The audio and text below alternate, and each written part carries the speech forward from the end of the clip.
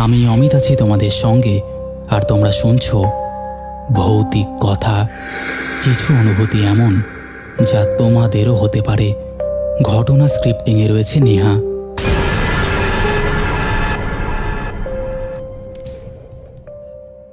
Welcome back. কেমন আছো বন্ধুরা? আশা করছি খুব ভালো আছো। তবে শীতের মধ্যে হাল একদম বেহাল। তবে এই শীতের মধ্যেই আমাদের এই পরিবারের ঘটনা শুনতে আরও দারুণ লাগে, তাই না? জাস্ট জমে যাচ্ছে। কারণ লেপ মুড়ি দিয়ে ভূতের ঘটনা শোনার যে কি মজা, যারা শোনে একমাত্র তারাই জানে। তো আজকে তোমরা যে ঘটনাগুলো শুনবে, সেই ঘটনাগুলো শুনে তোমাদের একদম দারুণ লাগতে চলেছে। তোমরা ভাববে যে এইরকম ঘটনাই তো চাই। যাই হোক, আর কথা বাড়াচ্ছি না। আজকে অ্যাম্বুলেন্সেরও একটা ঘটনা আছে। তো চলো শুরু করে দিচ্ছি আমাদের আজকের প্রথম ঘটনা। হ্যালো অমিত ভাই, আমি তোমার ভৌতিক কথা পরিবারের একজন শ্রোতা। তোমাকে ভাই বললাম কারণ তুমি আমার থেকে বয়স অনেকটা ছোট। আমি সময় পেলে তোমার এই চ্যানেলের ঘটনাগুলো খুব শুনি, ভালো লাগে। তুমি সবাইকে ঘটনা লিখে পাঠাতে বলো, সবাই পাঠাই। কিন্তু আমি অনেকবার ভেবেছি যে আমি কিছু ঘটনা লিখে পাঠাবো, তবে সেভাবে কোনোদিনও না লিখে উঠতে পারিনি। কারণ আমি কোনোদিনও কোনো ঘটনা গল্প আকারে লিখিনি। তাই আজকে অনেক সাহস সঞ্চয় করে ঘটনাটা পাঠাতে চলেছি, যেটা আমার দিদিমার মুখ থেকে শোনা। আমি খুব চেষ্টা করব ঘটনাটা ভালো করে লেখার। যদি কোনো ভুল ত্রুটি তাও হয়ে যায়, তাহলে তুমি তোমার মতন করে পড়ে নিও। ঘটনাটা অনেক পুরনো, প্রায় 70-এর দশকের ঘটনা। তখন আমার দাদু পোস্ট অফিসে কাজ করতেন, আর তিনি একটা প্রত্যন্ত গ্রামের এক পোস্ট অফিসে বদলি হয়েছিলেন। জায়গাটা হাওড়া গাদিয়াড়া অন্তর্গত একটা গ্রাম। তো সেই সময়কার গ্রাম যেমন হয়, তখনও গ্রামগুলিতে বৈদ্যুতিক আলো পৌঁছায়নি। সন্ধে হলেই হ্যারিকেন বা লম্ফের আলোয় ভরসা। আর গ্রামের বাড়িগুলো ছিল খুব একাকী, কারণ একটা বাড়ির থেকে আর একটা বাড়ির দূরত্ব ছিল অনেক বেশি। গ্রামের বেশিরভাগ রাস্তাগুলো ছিল কাঁচা এবং গ্রামটার চারিদিকে শুধুই জঙ্গল, মানে অনেক বড় বড় গাছের সারি, কোথাও গভীর জঙ্গল বা কোথাও অল্প বিস্তর জঙ্গলপূর্ণ জায়গা। আমার দিদিমা যে বাড়িতে থাকতেন, সে বাড়ি থেকে পোস্ট অফিসের দূরত্ব অনেক বেশি ছিল। অর্থাৎ পোস্ট অফিস থেকে আমার দাদুর বাড়ি আসতে সময় লাগতো প্রায় 1 থেকে 1.5 ঘন্টা সাইকেল চালিয়ে। অনেক সময় পোস্ট অফিসের কাজের চাপ বেশি হওয়ার কারণে আমার দাদুর বাড়ি ফিরতে ফিরতে বেশ রাতও হয়ে যেত। এদিকে সন্ধেবেলায় আমার মা এবং মাসিরা স্কুলের এক শিক্ষকের বাড়িতে পড়তে যেত। পড়া শেষ করে আসতে তাদেরও একটু রাত হয়ে যেত। আর আমার দিদার বাড়িটা পিচ রাস্তা থেকে একটু ভেতরের দিকে ছিল, মানে প্রায় মেইন পিচের রাস্তা থেকে মিনিট 5-7 এক হেঁটে বাড়িতে আসতে হতো। বাড়িতে আসার রাস্তাটাও বেশ জঙ্গল দ্বারা আবৃত ছিল। যখন আমার মা এবং মাসিরা পিচের রাস্তার কাছাকাছি চলে আসতো, সে রাস্তা থেকে বাড়ি পর্যন্ত মা মা বলে ডাকতে ডাকতে আসতো। সেই ডাকের আওয়াজ শুনে আমার দিদা লণ্ঠন নিয়ে এগিয়ে যেত রাস্তার দিকে, যাতে তাদের আসতে সুবিধে হয়, আলো দেখে। এই পর্যন্ত সব ভালোই চলেছে। এবার আমার দিদা যে বাড়িতে থাকতো, সেই বাড়িটার একটু ছোট করে বর্ণনা দেওয়া যাক। বাড়ির শুরুর দিকেই একটা ছোট্ট টালি চালের ঘর ছিল, যেটা রান্নাঘর। তার ঠিক পাশ দিয়েই প্রধান যে ঘর, সেই ঘরে ঢুকতে হতো। অর্থাৎ সেই রান্নাঘরে যদি কেউ থাকতো, তাহলে রান্নাঘরের জায়গা দিয়ে দেখা যেত ঘরের ভেতরে কে ঢুকছে বা কে বেরোচ্ছে। কিছুদিন যাবৎ সন্ধেবেলায় আমার মা এবং মাসিরা যখন পড়তে যেত, আর দিদা সেই সময় একা রান্না করত, আমার দিদা তখন প্রায়ই ওই মা মা শব্দটা শুনতে পেত। এবং দিদা যখন আলো নিয়ে এগিয়ে যেত, তখন কাউকেই দেখতে পেত না। স্বাভাবিক দিদা কাউকে দেখতে না পেয়ে ফিরে আসতো এবং নিজের মনে মনে ভাবত যে কে ডাকলো, মেয়েরা তো এখনও কেউ বাড়িতে আসেনি। তার কিছুক্ষণ পরে আবার মা মা ডাক শোনা যেত এবং দিদা আলোটা নিয়ে এগিয়ে গিয়ে দেখত যে তখন সত্যিই মায়েরা, মানে আমার মা এবং মাসিরা রাস্তা দিয়ে আসছে। তখন দিদার মনে প্রশ্ন জাগলো যে তাহলে প্রথমে যে মা মা ডাকটা শুনেছিল, সেটা কার ডাক ছিল। যাই হোক, দিদা এই বিষয়ে তখন আমার মা এবং মাসিদের সঙ্গে সেইভাবে কোনো আলোচনা করেনি। তবে এটা বলে রাখা দরকার, তারপর থেকে দিদা সন্ধেবেলায় প্রায় ওর মা মা ডাকটা শুনত এবং আলো নিয়ে এগিয়ে যেত, কিন্তু কাউকেই দেখতে পেত না। অবশ্যই তার কিছুক্ষণ পরে আমার মা ও মাসিরা একইভাবে মামা বলে ডাকতো এবং দিদার করণীয় যেটা ছিল সেটা করত। এইরকমই একদিন সন্ধেবেলায় গাঢ় অন্ধকার ছিল। আমার দিদা তখন রান্নায় ব্যস্ত ছিল। তো ওই মা মা ডাকটা দিদা আবার শুনতে পায়। তখন দিদা একটু রান্নার কাজে ব্যস্ত থাকায় আলোটা একটু নিয়ে বাইরে বের হতে দেরি করে ফেলে। তারপরে দিদা দেখে যে হঠাৎ করে বাড়িতে তিনজন অর্থাৎ তিনটি ছায়ামূর্তি খুব দ্রুত বেগে ঢুকে গেল। দিদা এই বিষয়টা লক্ষ্য করল। আগেই বলেছি যে সেই সময় বাড়িতে বিদ্যুতের কোনো আলোর ব্যবস্থা ছিল না। বাড়িতে যদি একটা হ্যারিকেন বা লম্ফ জ্বলে, বাড়ির খুব সামান্য অংশই তাতে আলোকিত হতো, আর বেশিরভাগ জায়গাটাই একটা আলো আঁধারির ভাব থেকে যেত। সেই জন্য ছায়ামূর্তি শব্দটা ব্যবহার করলাম। আমার দিদা সেই আলো আঁধারির মধ্যেই ওই ঘরে ঢুকে যাওয়ার ব্যাপারটা লক্ষ্য করে। দিদা ভাবে যে যাই হোক গে, আমার আলো নিয়ে যেতে দেরি হওয়াতে ওরা ঘরে চলে এসেছে। তারপর আমার দিদা ভাবে যে মেয়েরা বাড়িতে চলে এসেছে, তাদের খাবারের ব্যবস্থাটা করা উচিত। সে ভেবে তখন আমার দিদা তিনটে থালা বের করে, তাতে খাবার সাজিয়ে প্রস্তুত হয় যে তাদেরকে খেতে দেবে বলে। তো খাবার সাজিয়ে প্রস্তুত করে রেখেছে রান্নাঘরে। অবশ্য বলে রাখা ভালো যে সেই সময় খাওয়া দাওয়াটা আমার দিদারা রান্নাঘরে করত। প্রতিদিন আমার মা এবং মাসিরা পড়া থেকে ফিরে এসে পোশাক পরিবর্তন করে রান্নাঘরের খাওয়ার জন্য চলে আসতো। যেদিন ওই ঘটনাটা ঘটে, দিদা লক্ষ্য করল যে মেয়ে তিনটে ঘরে ঢুকলো, কিন্তু তারা এখনও পোশাক পরিবর্তন করে রান্নাঘরে খেতে আসছে না কেন, অথচ খাবার প্রস্তুত করে রাখা আছে। বেশ কিছুক্ষণ পার হওয়ার পর দিদা খেয়াল করল যে মেয়ে তিনটে ঘরে ঢুকলো, অথচ ঘর থেকে আর কোনো আওয়াজও পাওয়া যাচ্ছে না, এবং ঘর থেকে বেরিয়ে এসে রান্নাঘরে খাওয়ার জন্য আসছে না। তখন আমার দিদার মনে সন্দেহ হয়। তিনি রান্নাঘর থেকে বেরিয়ে প্রধান যে ঘরটা রয়েছে অর্থাৎ শোয়ার ঘর, সেইখানে উপস্থিত হন এটা দেখার জন্য যে কেন মেয়েরা আসছে না। কিন্তু অন্যদিকে আমার দিদা ঘরের মধ্যে ঢুকে খুবই আশ্চর্য হয়ে যায় যে ঘরের মধ্যে তো কেউ নেই। তখন আমার দিদা ভাবে যে তাহলে তিনি যে নিজের চোখে দেখলেন তিনজন মেয়ে তার ঘরে ঢুকলো, অথচ এখন দেখছে ঘরের মধ্যে কেউ নেই, ঘরটা অন্ধকারাচ্ছন্ন। দিদা চিন্তায় পড়ে গেলেন যে বিষয়টা কি হলো। এরকমভাবে ভাবতে ভাবতে হঠাৎ আমার দিদা শুনতে পেল সেই মা মা ডাকটা।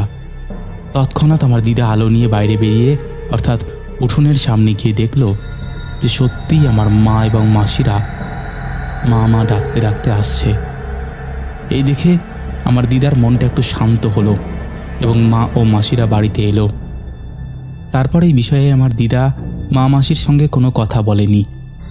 যখন আমার মা ও মাসিরা রান্নাঘরে খেতে এলো, সেই সময় আমার দিদা ঘটনাটা তার তিন মেয়েকে বলল যে তোরা বাড়িতে আসার আগে আমি স্পষ্ট দেখলাম তিনটে মেয়ে মা মা বলে ডাকতে ডাকতে আমার প্রধান ঘরের দিকে ঢুকলো, তারপর আর ঘর থেকে বেরোলো না। তারপর অনেকক্ষণ হয়ে যাওয়ার পর ঘরের মধ্যে গিয়ে দেখি যে ঘরের মধ্যে কেউ নেই। এই বিষয়টা শুনে আমার মা এবং মাসিরা অবাক হয়ে গিয়েছিল, কারণ আমার দিদা যে সময় কথা বলেছে তখন তারা শিক্ষক মহাশয়ের বাড়িতেই ছিল, কারণ আজকে তাদের পড়াশোনা শেষ করতে একটু দেরি হয়েছিল, যার ফলে স্বাভাবিক সময়ের থেকে একটু বেশি দেরি করেই বাড়ি ফিরেছিল। তাহলে এখন প্রশ্ন হচ্ছে, ঠিক সময়ে কোন তিনজন মেয়ে মা মা বলে ঘরের ভেতরে ঢুকে গেল এবং তাদের আর কোনো অস্তিত্ব পাওয়া গেল না কেন? তো দিদা এই বিষয়টা পরে দাদুকে জানিয়েছিল। সেই সময় দাদু এই ঘটনা শুনে বিস্ময় প্রকাশ করেছিল, কিন্তু দিদা এ বিষয়টার সঠিক ব্যাখ্যা দিতে পারেনি যে সেই দিন কোন তিনটে মেয়ে মা মা বলে ডেকে বাড়ির ভেতর ঢুকে পড়েছিল। তবে এই ঘটনার পরেও সন্ধ্যারাতে দিদা প্রায়ই এরকম মা মা ডাকটা মাঝে মধ্যেই শুনতে পেত, কিন্তু এই ডাকের অনেক পরে আমার মা ও মাসিরা বাড়িতে আসতো। তারপর থেকে আমার দিদা এই বিষয়টা নিয়ে অনেকটাই সচেতন হয়ে গিয়েছিল, কিন্তু কে এই ডাকটা ডাকতো তা আর কখনো উদ্ধার করা সম্ভব হয়নি। এই ছিল ঘটনা। আমার মনে হয় না আমি সঠিকভাবে গুছিয়ে লিখতে পেরেছি অমিত ভাই। তুমি প্রথমে ঘটনাটা পড়ো, যদি শ্রোতা বন্ধুদের শোনানোর মতন মনে হয় তাহলে শুনিও। এছাড়া আমার আর বলার কিছুই নেই। আমি প্রার্থনা করি ভৌতিক কথা চ্যানেল এবং তার পরিবার অনেক বড় হোক। থ্যাংক ইউ গো। না, আমার ভালো লেগেছে, খুব সুন্দরই লেগেছে। তো বন্ধুরা, এই ছিল ঘটনা, প্রথম ঘটনা। তোমাদের কেমন লেগেছে তোমরা অবশ্যই সেটা কমেন্ট করে জানাও।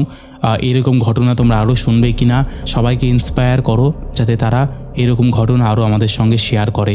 আশা করছি তোমাদের এই ঘটনাটা ভালোই লাগবে। তো আর দেরি কিসের, তোমরাও যদি এমন ঘটনা শেয়ার করতে চাও তাহলে অবশ্যই আমাদের সাথে কন্ট্যাক্ট করে নাও। আমাদের হোয়াটসঅ্যাপ নাম্বার থেকে শুরু করে সমস্ত সোশ্যাল মিডিয়ার লিংক তোমরা ডেসক্রিপশন সেকশনে পেয়ে যাবে। তো আর দেরি কিসের, তোমরা কন্ট্যাক্ট করে নাও। চলো আর কথা না বাড়িয়ে এবার আমরা শুরু করে দিচ্ছি পরের ঘটনা।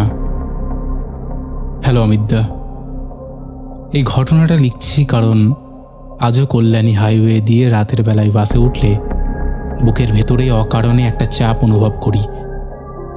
যদিও ঘটনাটা অনেক বছর আগের, তখনকার কল্যাণী হাইওয়ে আর এখনকার কল্যাণী হাইওয়ের মধ্যে আকাশ পাতাল তফাৎ।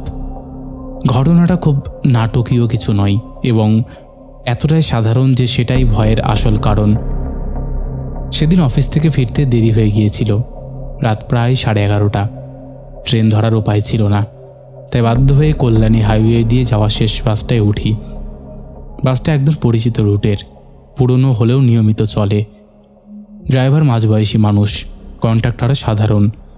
বাসে যাত্রী কম ছিল, যেটা রাতের বেলায় স্বাভাবিক। আমি জানালার পাশে মাঝামাঝি সিটে বসলাম। বাস ছাড়তেই শহরের আলো পেছনে পড়ে গেল। সামনে সেই লম্বা সোজা কল্যাণী হাইওয়ে, দুই পাশে গাছ আর ফাঁকা জমি, মাঝে মাঝে স্ট্রিট লাইট, আবার মাঝে মাঝে একদম অন্ধকার। বাস চলছিল স্বাভাবিক গতিতেই, কোথাও হঠাৎ ব্রেক বা গতি বাড়ানোর কিছুই ছিল না। প্রথম 20 মিনিট একদম সাধারণভাবে কেটে যায়। আমি ফোন ঘাঁটছিলাম। কিছুক্ষণ পর নেটও চলে গেল। সেটাও ওই এলাকায় নতুন কিছু নয়। বাসের ভেতরে সবাই চুপচাপ, কেউ ঘুমোচ্ছে, কেউ জানলার বাইরে তাকিয়ে আছে। কন্ডাক্টর নিজের জায়গায় বসে হিসেব করছে। সব মিলিয়ে একেবারে নর্মাল একটা রাতের বাস। কিন্তু হাইওয়ের একটা অন্ধকার অংশে ঢোকার পর থেকেই একটা অদ্ভুত জিনিস খেয়াল করতে শুরু করি। বাস চলছিল ঠিকই, কিন্তু জানলার বাইরের দৃশ্যটা যেন খুব ধীরে বদলাচ্ছিল।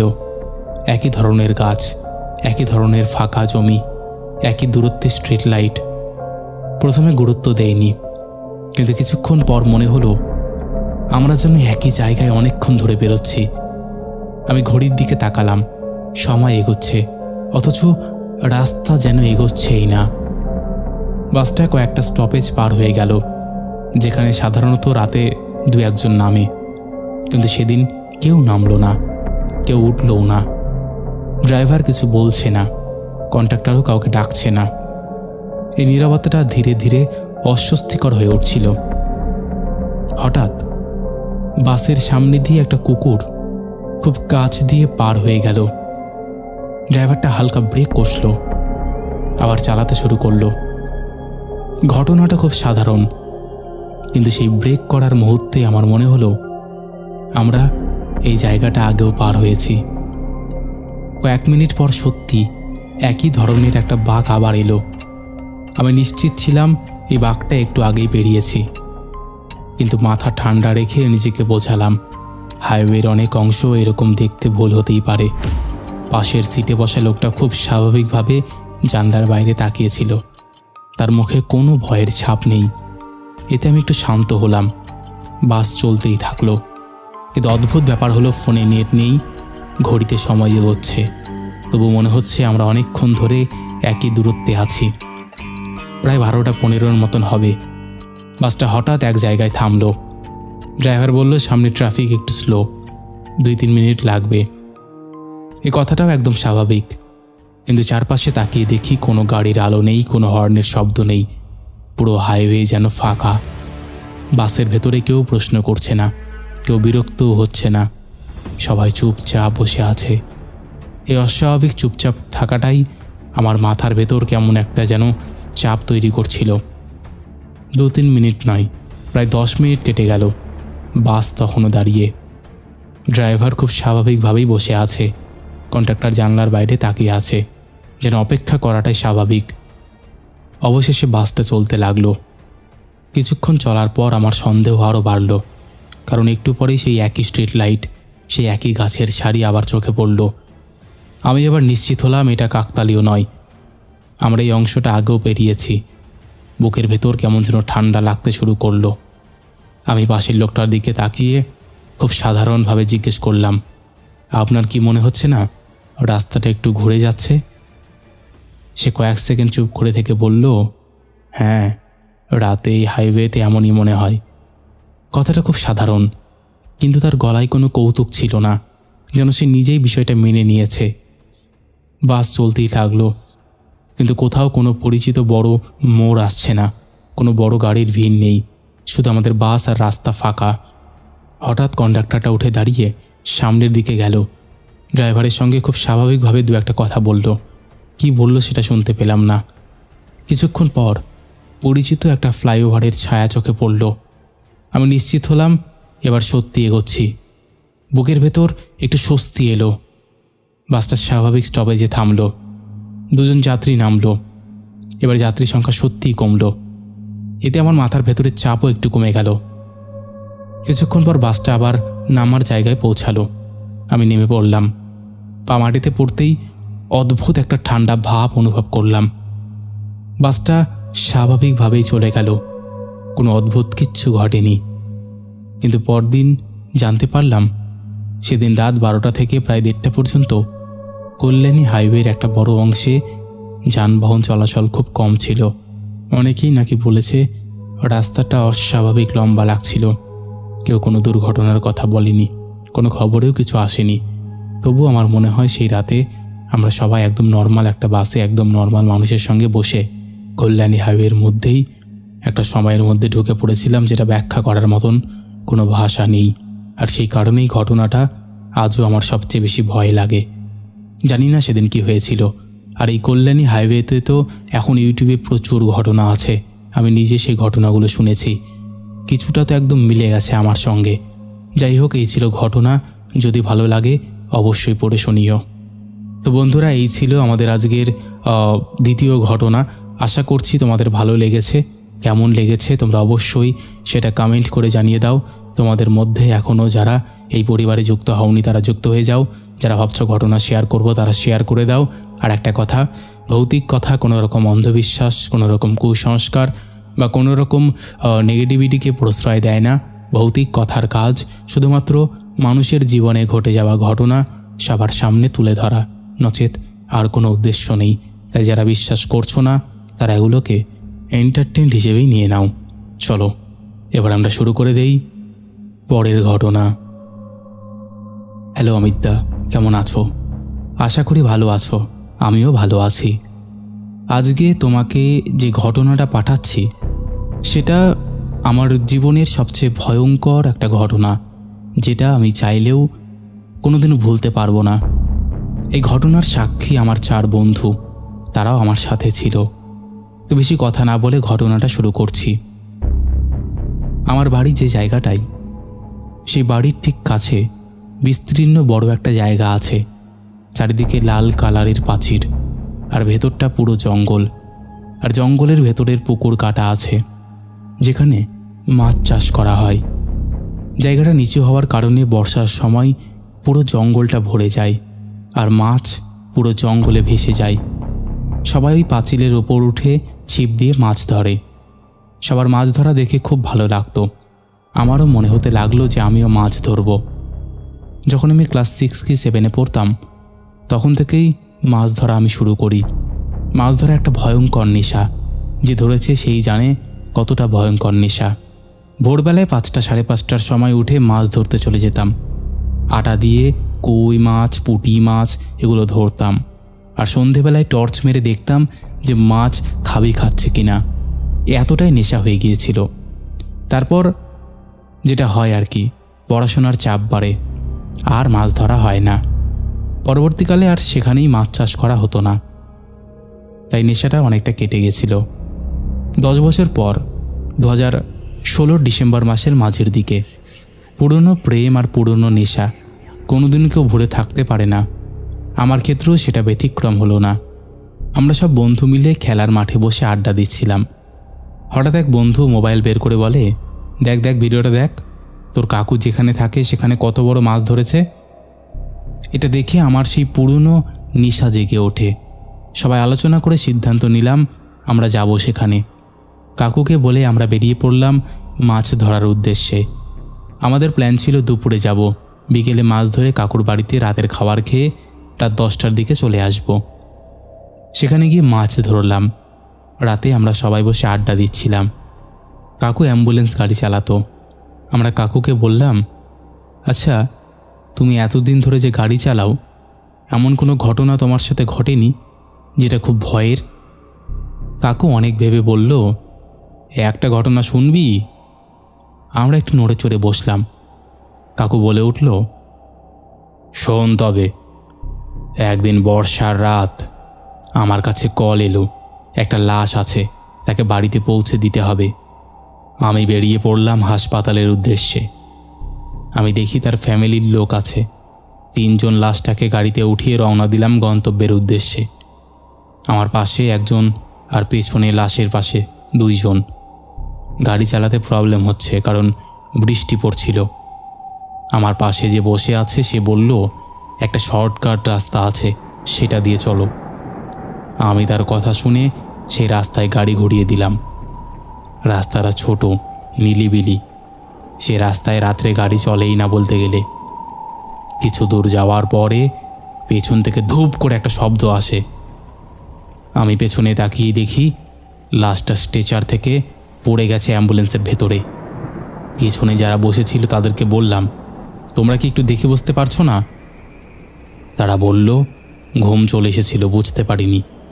একটু বকাবকি করে লাশটা আবার স্ট্রেচারের ওপর তুলে গাড়ি চালাতে লাগলাম। আবার কিছু দূর যাওয়ার পর ধড়াম করে একটা শব্দ, এবার খুব জোরে। আমি গাড়ি দাঁড় করে ছুটে পেছনের দিকে গেলাম। গিয়ে আমি অবাক হয়ে তাকিয়ে রইলাম, এটা কি করে সম্ভব? দেখি লাশটা গাড়িতে নেই। গাড়ির বদলে লাশটা পড়ে আছে রাস্তায়। গাড়ির দরজা হাট করে খোলা। পেছনে যারা বসেছিল তারা সিট থেকে নিচে পড়ে আছে, তারা অজ্ঞান হয়ে গেছে। লাশটা রাস্তায় পড়ে বৃষ্টির জলে পুরো ভিজে, সাদা কাপড়টা শরীরে চিপকে লেগে আছে, আর সেই কাপড়ে ফুটে উঠেছে কালো রক্ত। তখন আমার পুরো শরীরটা জমে গেছে, থর থর করে কাঁপতে লাগলো পুরো শরীর। তখনও আমি বুঝতে পারছিলাম না যে ভয়ে কাঁপছি নাকি বৃষ্টির জলে ভিজে গিয়ে কাঁপছি। আমার সম্বিত ফিরে আসে কাছে কোথাও একটা বাজ পড়ার আওয়াজে। আমার পাশে যে বসেছিল তার সাহায্যে লাশটাকে আবার গাড়িতে তুলে পিকআপ দিলাম। কিন্তু অবাক হওয়ার এখনও বাকি ছিল। গাড়ির পিকআপ যত জোরে চাপ দেওয়া যায় দিলাম, কিন্তু অবাক করার বিষয় হলো গাড়ির মিটার 30-এর বেশি ওঠেই না। সে রাস্তা পার করে একটা 3 মাথার মোড় আছে। ঘুরে ঘুরে সেই একই জায়গায় আসছি মনে হচ্ছিল। একটা গোলক ধাঁধার মধ্যে যেন ফেসে গেছি আমরা। 3 মাথার মোড়ের একটু দূরে ছিল একটা হনুমান মন্দির। আমি সেখান থেকে হনুমানজির পায়ের থেকে ধুলো নিয়ে এসে গাড়িতে ছড়িয়ে দিলাম। ব্যাস, সব এক নিমিষেই ঠিক হয়ে গেল। লাশটাকে বাড়িতে পৌঁছে দিয়ে আমার পাশে যে বসেছিল তাকে জিজ্ঞেস করলাম, মানুষটা মারা গেছে কিভাবে? সে বলল, সে নাকি বাইক চালিয়ে আসছিল, আর তার পেছনে একটা ছোট হাতি গাড়িগুলোতে রড নিয়ে আসছিল। পেছনে গাড়িটার ব্রেক না লাগাতে রডগুলো তার পিঠের দিকে ঢুকে যায়, আর হাসপাতাল যাওয়ার আগেই মৃত্যু হয়। আমি এটা শুনেই বুঝে গেছি কেন আমার সঙ্গে এটা হলো। আমি বাড়ি চলে এলাম। এই ছিল ঘটনা। এটা বলে কাকু ঘটনাটা শেষ করলো, আর আমরা মুখ চাওয়াচি করে চুপ করে গেলাম। কাকু বলল, তোরা বস, আমি বাইরের দোকান থেকে কিছু রান্নার প্রয়োজনীয় জিনিস কিনে নিয়ে আসি, কিন্তু তোরা বাড়ির বাইরে কোনো মতেই বের হবি না। এই কথার মানে তখনও আমরা বুঝিনি, বুঝেছি পরে। আমি কাকুর কথা না শুনে বাড়ির বাইরে কিছুটা দূরে একটা স্টল ছিল, সেখানে পান, বিড়ি, সিগারেট ইত্যাদি পাওয়া যায়। সেখানে গিয়ে দেখি দোকানি কাকুটা দোকান বন্ধ করছে। আমি গিয়ে বললাম, কাকু 1 প্যাকেট সিগারেট দাও না। কাকু বলল, হবে না বাবু, দোকান বন্ধ করে দিয়েছি। রিকোয়েস্ট করার পরও দিল না, তাড়াহুড়ো করে সেখান থেকে চলে গেল। আমি দোকানির উপর রাগ করে খিস্তি দিতে দিতে চলে যাচ্ছি। আমার খুব জোর টয়লেট পেয়েছিল। রাস্তার পাশে একটা ভাঙা পাঁচিল ছিল, সেখানে টয়লেট করার জন্য যেই না দাঁড়ালাম, চোখটা ওপরে উঠতেই আমার ভয়ে পুরো শরীরটা জমে গেল। আমার হৃৎপিণ্ডটা বন্ধ হওয়ার উপক্রম। দেখি গাছ থেকে একটা পা ঝুলছে, আর সেই পাটা দুলছে। হাওয়া হলে যেমনটা দোলে ঠিক তেমন। আমি ভয় পেয়ে কিছুটা দূরে গিয়ে দাঁড়িয়ে গেলাম। ঠিক সেই সময় পেছন থেকে আমার ঘাড়ের ওপর একটা ঠান্ডা হাত এসে চাপা দিল। আমি ভয় পেয়ে চমকে পেছনে তাকিয়ে দেখি, ঠান্ডা হাত যিনি দিয়েছে সেটা আর কেউ না, আমার কাকু। আমি কাকুকে বলার চেষ্টা করলাম, কিন্তু মুখ দিয়ে কোনো আওয়াজ বেরোলো না। ভয়ে পুরো গলা শুকিয়ে গেছে। তখন কাকু বলল, কিরে, তোদের না বললাম তোরা বাইরে বেরোবি না, বার হয়েছিস কেন? আর এইখানে টয়লেট করিস না। পাঁচিলের ওই পাটটায় আগে কবরস্থান ছিল, এখন আর কেউ কবর দেয় না, তবে এখানে না করাই ভালো। কিছু না বলে কাকুর সঙ্গে চলে গেলাম বাড়িতে। রাত্রি 10টার সময় খেয়ে দিয়ে নিজের বাড়ি আসার জন্য বললাম। কাকু বলল, সকালে যাবি, আজকে বাড়ির বাইরে যেতে হবে না, এমনিতে আজকে অমাবস্যার রাত। আমরাও কথা না বাড়িয়ে থেকে গেলাম। তখন বাজে রাত 11:15 মতন। আমরা সব বন্ধুরা মিলে গল্প করছি। হঠাৎ দরজায় কড়া মারল কেউ। আমরা ভাবলাম কাকু হবে। দরজাটা খুলে দেখি কেউ নেই। আবার দরজা বন্ধ করে বসলাম, কিন্তু এবার একটা গন্ধ পেলাম। পচাও না, আবার পোড়াও না। গন্ধটা ঠিক বাজি ফোটালে যেমন একটা গন্ধ বের হয়, ঠিক তেমন। আমরা এই গন্ধ নিয়ে কথা বলছিলাম। হঠাৎ আবারও দরজায় কড়া নাড়ালো কেউ, আর তার সাথে কেউ বলছে, একটু জল দাও, একটু জল দাও, গলাটা শুকিয়ে গেছে, একটু জল দাও। আর সেই গন্ধটা আরও বেশি কটু হয়ে গেল। নাকটা জ্বালা করে উঠল। একটা বন্ধু বলল, দেখ না কে এসেছে। আমি দরজা খুলে দেখি একটা অবয়ব দাঁড়িয়ে। তাকে দেখে পেছনে সরে এলাম। আমার বন্ধুরা গুটিয়ে এক কোণায় চলে গেছে। এটা মানুষ না, মনে হচ্ছে নরকের পিশাচ। চামড়া মাংস কিচ্ছু নেই, একটা কঙ্কাল সার দেহ। চোখ থেকে যেন আগুন বেরোচ্ছে, শরীর থেকে মাংস খসে খসে পড়ছে। কি বিভৎস তার মুখ।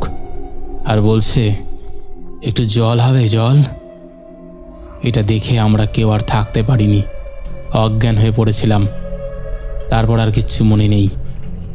জ্ঞান ফিরল কাকুর ডাকাডাকিতে। কাকু বলল, রাতে আমাদের সঙ্গে কথা বলার জন্য এসে দেখে আমরা সবাই অজ্ঞান হয়ে পড়ে আছি। কাকুকে সব বললাম, টয়লেট করতে গিয়ে কি দেখেছিলাম, রাত্রে আমাদের সাথে কি হয়েছিল। তখন কাকু বলল, শোন, তবে আমাদের বাড়ির সামনে যে ফাঁকা জায়গাটা আছে, সেখানে অনেক বছর আগে একটা বারুদ কারখানা ছিল। সেখানে রাতে আগুন লেগে যাওয়াতে সব পুড়ে ছাই হয়ে গিয়েছিল। আর কারখানার যে দেখাশোনা করত সে মারা গিয়েছিল। আর তুই যাকে ঝুলন্ত অবস্থায় দেখেছিস, সেটা আমাদের পাশের বাড়ির একটা বউ ছিল। তার স্বামী মদ খেয়ে মারধর করত। রাগের বশে ওই গাছে দড়ি দিয়ে আত্মহত্যা করেছিল। সেই রাতে আমাদের আর কারোরই ঘুম হয়নি। সকালে বাড়ি ফিরে এসেছিলাম। ঘটনাটা এখানেই শেষ না। তার ঠিক পরের মাসে অমাবস্যার রাতে কাকু ছাদ থেকে পড়ে মারা গিয়েছিল। পোস্টমর্টেম রিপোর্টে নাকি লেখা ছিল, মৃত্যুর আগে কাকু কিছু দেখে ভয় পেয়েছে। সেটা কি আজও জানা যায়নি। কিন্তু একটা জিনিস খুব ভালো করে বুঝে গেছি, আমরা যেদিন দেখেছিলাম সেই রাত ছিল অমাবস্যার রাত, আর কাকুরও অমাবস্যার রাতেই মৃত্যু। আমি শুনেছি, কোনো অশরীরই যদি কোনো কাজে বাধা পায়, আর যার কারণে সে বাধা পায়, তাকে নিয়ে যায়। আমি জানি না এটা কতটা সত্যি, কিন্তু এটা দেখে আমার সেটাই মনে হচ্ছে। তো এই ছিল ঘটনা। হয়তো গুছিয়ে লিখতে পারিনি, তুমি তোমার মতন করে গুছিয়ে নিও। আর যদি তোমার ভালো লাগে, অবশ্যই আমাদের ভৌতিক কথা পরিবারে পড়ে শুনিও। ইতি তোমার অতি পুরনো শ্রোতা, দুষ্টু ছেলে। তো বন্ধুরা, এই ছিল আমাদের আজকের আরও একটি জমজমাট এপিসোড। তো তোমাদের কেমন লেগেছে তোমরা অবশ্যই জানিও। কোন ঘটনাটা সবথেকে বেশি ভালো লেগেছে সেটাও তোমরা কমেন্ট করে জানিও। চলো আর কথা না বাড়িয়ে এবার আমরা শুরু করে দিচ্ছি শাউট আউট পর্ব। শেষের এপিসোডে ফার্স্ট কমেন্ট করেছে রিঙ্কু দে, সেকেন্ড কমেন্ট করেছে সুস্মিতা দত্ত, থার্ড কমেন্ট করেছে শিল্পা চ্যাটার্জি। তিনজনেই লাভ লাভ রিয়াক্ট দিয়েছে। তারপরে কমেন্ট করেছে চুমকি ঘোষ, স্বপ্না বাজেল, পাপড়ি দোলা, এসকে আরাফুল হোসেন, অঞ্জলি মণ্ডল, অন্তিম স্যাড মোমেন্ট, সঙ্গীতা মজুমদার, রত্না রয়, সুদীপ্ত ঘোষ, পূর্ণ ঘোষ, সোমা দাস, কার্তিক মণ্ডল, বিকাশ পাল, মৌসুমি ব্লগস লিখেছে অ্যাডভান্স মেরি ক্রিসমাস অমিত ভাই। হ্যাঁ গো, মেরি ক্রিসমাস। তারপরে কমেন্ট করেছে মধু, লিখেছে দারুণ লাগলো দাদা, থ্যাংক ইউ। তারপরে কমেন্ট করেছে জুলফিকার হাসান, সুস্মিতা ভট্টাচার্য, ডিজে ব্লগার অনিশ লিখেছে লাইক কমেন্ট করে হেডফোন লাগিয়ে কম্বলের নিচে চলে গেলাম ভূতের রাজ্যে পাড়ি দেওয়ার জন্য, একদম। তারপরে কমেন্ট করেছে অনন্যা ভৌমিক, শ্রাবন্তী বর লিখেছে দাদা ভাই আমার নামটা একবার হ্যালো করে বলো, আমার নাম শ্রাবন্তী। হ্যালো শ্রাবন্তী।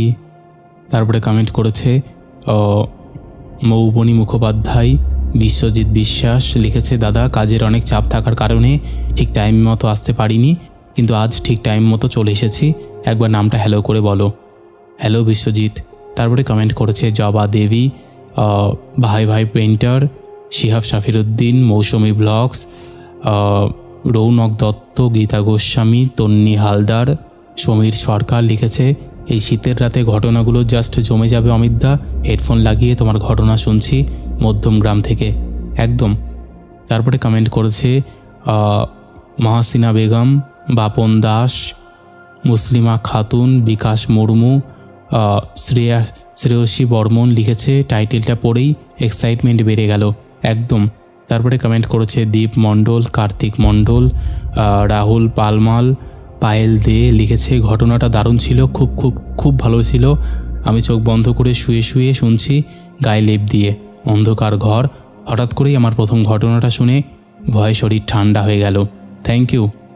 তারপরে কমেন্ট করেছে Monika Tripura, Amita Thakur, Babar SK, Biswajit Sardar, Malay Chakraborty, it's me Sumi, Nabarupa Dutta লিখেছে হ্যালো অমিতদা, ভিডিও রোজ দেখি বাট অনেক দিন পর কমেন্ট করলাম।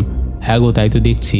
তারপরে কমেন্ট করেছে পূজা দাস, সুমিত ঘোষ, রঞ্জন চক্রবর্তী, আদিবা মিম, পায়েল বিজয়, অর্পিত কুণ্ডু, অভিজিৎ দাস লিখেছে দাদা তুমি কেমন আছো, গল্পগুলো খুব ভালো দাদা।